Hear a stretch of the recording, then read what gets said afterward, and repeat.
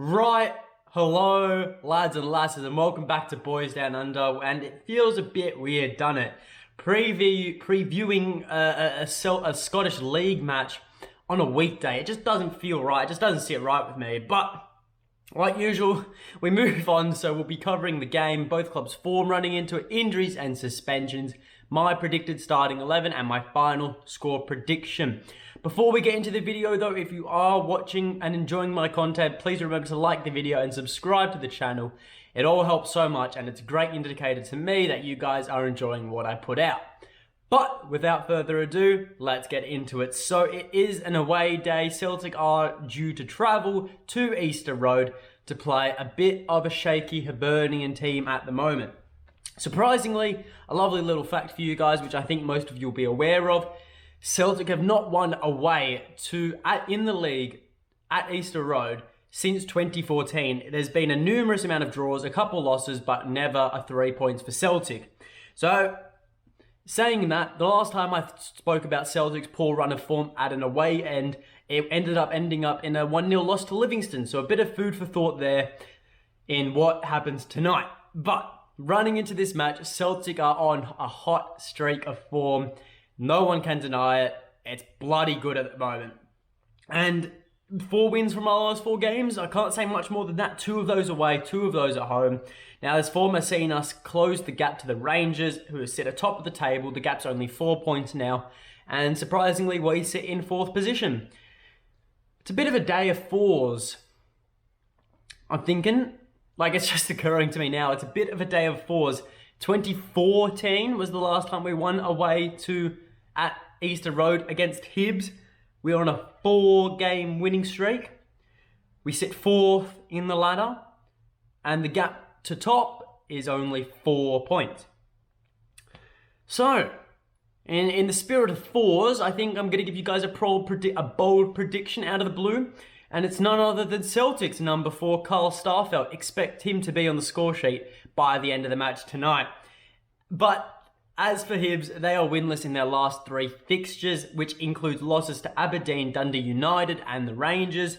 However, at home, Hibernian are very, very good. And honestly, even in their poor run of form, they're still a very, very classy side. Very dangerous. They sit 5th in the league. And it's going to be a tough challenge. Jack Ross has done a wonderful job there. And Martin Boyle is going to be a real terror for our defence. Now, as for injuries and suspensions, and we'll begin with the home team first. And Hibs, they actually have 2 players suspended. I think this is the first time I've done a match preview and the opposition have no, it actually isn't. I lie. St. Mirren had a player suspended back in the day. But as for Hibs, they've got 2 players out suspended. So who have they got out? You may ask. It is Darren McGregor, who is one centre-back, and then they've got their other centre-back in Ryan Porteous, who is also out, the Portmeister. So they're going to be playing 2 not very inexperienced, but not their normal starting centre-backs. So that's going to be interesting there. Now, as for injuries, their only outage is Christian Doige. He has an Achilles problem, and bar that, nothing else for Hibs, and they should line up as they have been expecting. Now, as for the Hoops, and surprisingly and thankfully, we actually have no new injuries to speak about today, which is always great news. Everyone who was available for the St Johnstone match is available again for this match. And there are no new returns either, unfortunately, which is, I guess, the only downside. Julien and Forrest not ready yet, but are training with the first team. Then you've got Karamoko and Greg Taylor, both who have gone under the knife and have, I guess, begun their rehabilitation process, but they are months and months away from being ready. But regarding Julian, I think we won't expect to see him until maybe after the next international break, so it's going to be a while, but seeing as he's been out for so long, he certainly does need a full bill of health to be able to play, and so don't expect him anytime soon, but you know, anything's possible. It's football. And the new sports scientist at Celtic appears to be doing a great job, so we could see him earlier than expected. But that leads us into our Celtic starting lineup, and due to the lack of, new injuries, Ange has really been able to start and be having a consistent Celtic lineup week in, week out. And so these predictions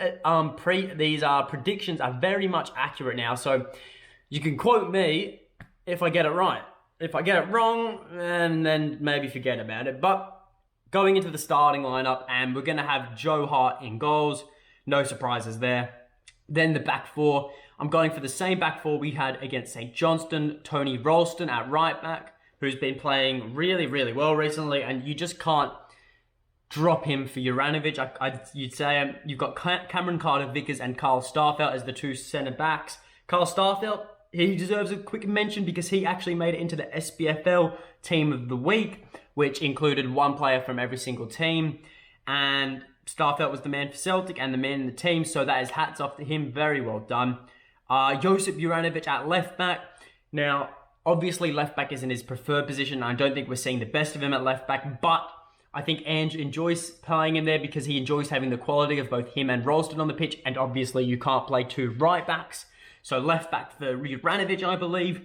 Then into the midfield, very, very straightforward. It's our usual triangle of Callum McGregor at CDM. Then you've got David Turnbull playing that box-to-box number 8 role. Tommy Rogic up in cam. And that sorts out our midfield. And honestly, I think it's been really good. The midfield's been doing really well recently. McGregor's really, really taken leadership over it. It would be nice to see, Turnbull take leadership of, the midfield once in a while. But he's still young and he's still got a lot of developing to do. So we can't expect the world from him. If he just scores a couple more bangers, I won't ask for anything else. Then up top, and the front three, look, it's tough because we've got an abundance of options at the moment, considering Mikey Johnston and Giacomakis are available. So I'm going with the traditional front three though. So I'm going with Abada. I assume he will be back in the starting lineup and on the right wing. Then you've got Jota, who is absolutely unplayable at the moment on the left wing. And then, of course, Kyogo up top. And that will see Giacomakis return to the bench. But I feel it's best for the team if Kyogo starts up at centre because he's kind of, I wouldn't say a waste, but he's definitely nullified on the wing. But you need him in the starting squad. And to have the best out of him in the starting squad, he has to play through the middle. So obviously, Giacomakis has to be the recipient of the cut. But Kyogo certainly does deserve the position. But into the final score prediction we go, and this is going to be an extremely tough test for Celtic.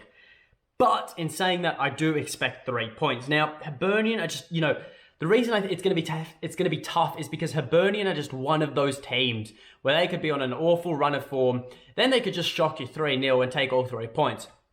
Obviously, I don't expect Celtic to lose 3-0, but I can expect Celtic to be very, very much so challenged in this match by the Hibs team. Now, obviously, in front of a home crowd, they're going to be throwing everything at us. Celtic away from home, Hibs at home, everything will be thrown at us, and it's going to be a case of Celtic just having to withstand that pressure for as long as possible until it ceases, because eventually it will cease. And Celtic then will have to move into their stride and start piling their pressure onto Hibs for the remainder of the match. Now, I touched on it earlier as well. I briefly mentioned it, but Martin Boyle, he is developing into a very, very formidable player.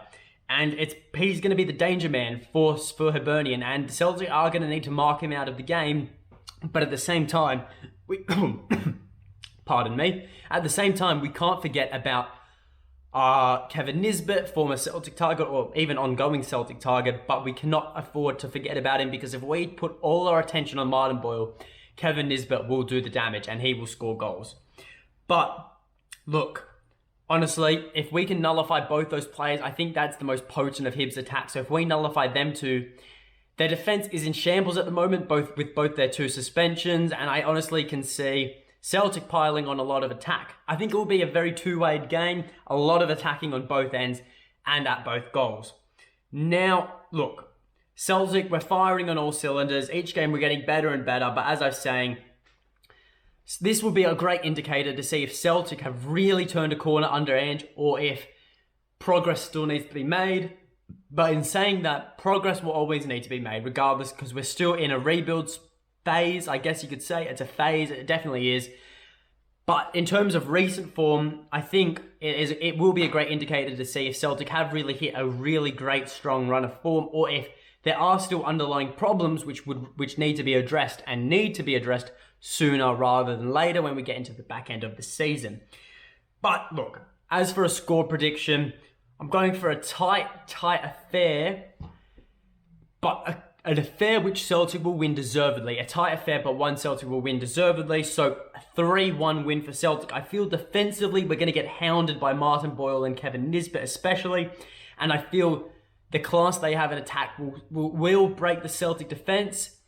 But I still have a lot of hope that it won't. But I can see it happening, and I do expect it to happen. But I do expect as well Hibs' defence to be really, really shaky, and that Kyogo, Jota, and Abada and Rogic Turnbull will penetrate that defence heavily and just pile on a few goals, and enough goals to win us the match and to win the match comfortably. So 3-1 win. It's going to be a game of attacking, I think. And I think it should be a really, really exciting game. I can't say much more about it. But that is all from me. So remember to like the video. Remember to subscribe to the channel. And if you feel like it, drop a comment below, including your score prediction and what you think the match is going to be like. I love hearing all your guys' opinions, because it's just a great way to hear, you know, like what all my subscribers think and the different opinions out there. So yeah, I guess until next time, hail, hail.